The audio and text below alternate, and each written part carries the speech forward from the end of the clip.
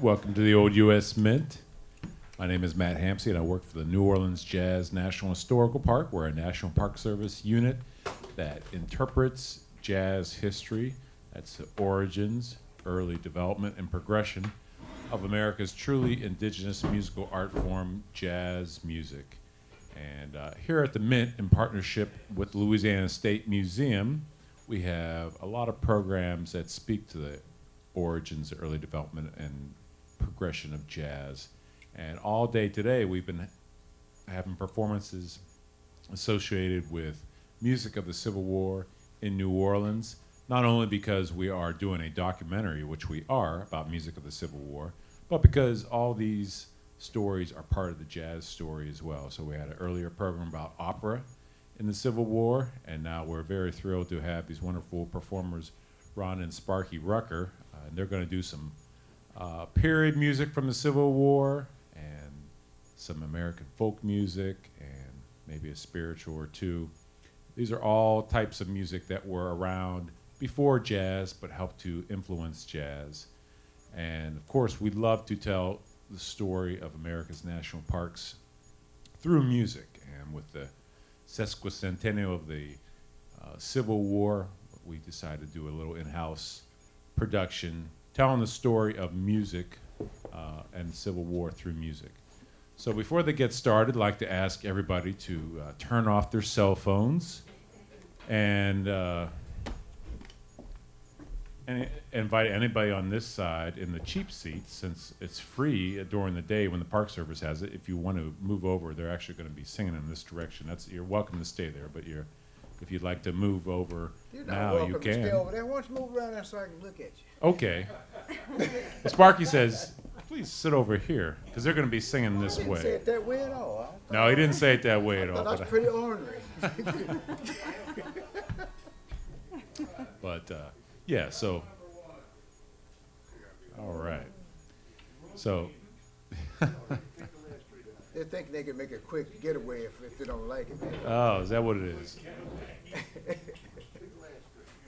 So without further ado, ladies and gentlemen, please join me in welcoming the wonderful Sparky and Rhonda Rucker. Thank you, Matt. Appreciate it. Thank you very much. Good afternoon. Wonderful, warm day. Of course, when you get certain age, you don't mind the heat because, it kind of makes all them joints move a little better, You know. The production we do that has to do with the music of the Civil War, we call it the blue and gray and black and white. And that can go through all forms of understanding what those terms mean. But needless to say, this great nation of ours was founded on a document. The first document it produced was a document that talked about freedom. The Declaration of Independence. It said all men. And when they said that, they were talking about white men who owned property. So we are a nation trying to become what we claim to be. And that is the beauty of this nation, is that it has built within its laws ways to right itself. But it does take vigilance. Nation founded on freedom. All men are created equal, endowed by their Creator with certain inalienable rights, among which were life, liberty, and the pursuit of happiness. Doesn't promise you happiness. Anybody promising you happiness is trying to sell you snake oil. But it gives you the opportunity to pursue happiness. But when this country was a mere 80 years old, it went to war with itself over that issue of whether all people had worth. There was once a slave woman named Eliza Cunningham Fore, F-O-R-E.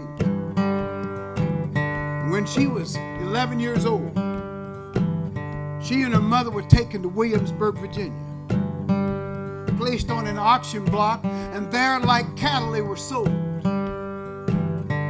not to the same slave master.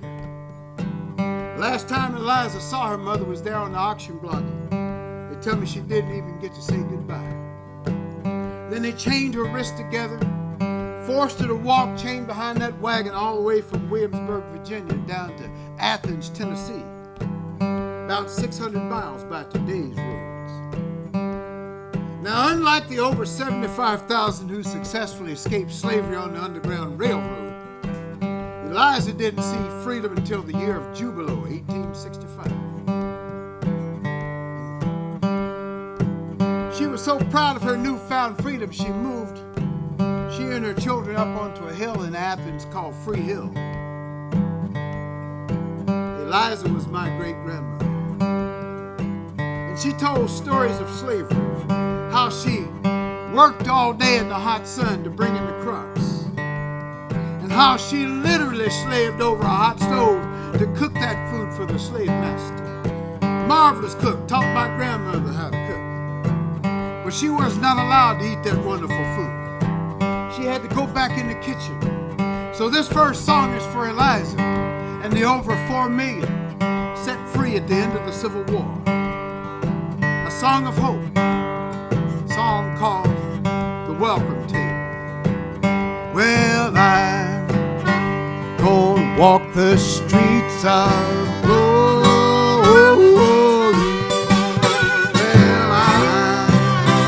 Gonna walk the streets of glory some of these days, hallelujah. I'm gonna walk the streets of glory.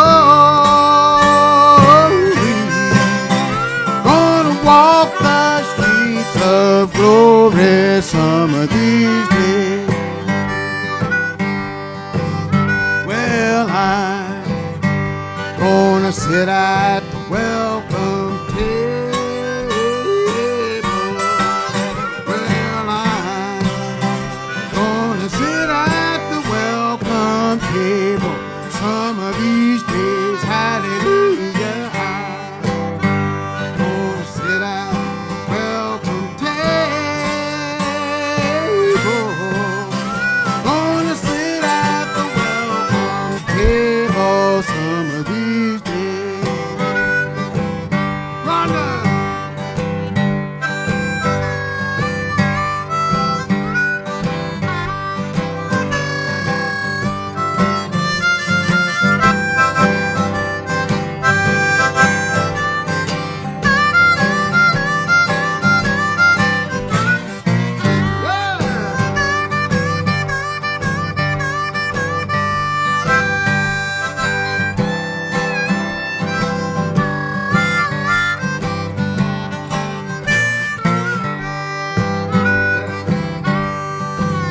Well, God, gonna set this world on fire. Well, God, gonna set this world on fire some of these days, hallelujah. God, gonna set this world on fire. Gonna set this world on fire some of these days. Welcome table, help me sing a song. I'm gonna sit at the welcome table. I can't hear you, children.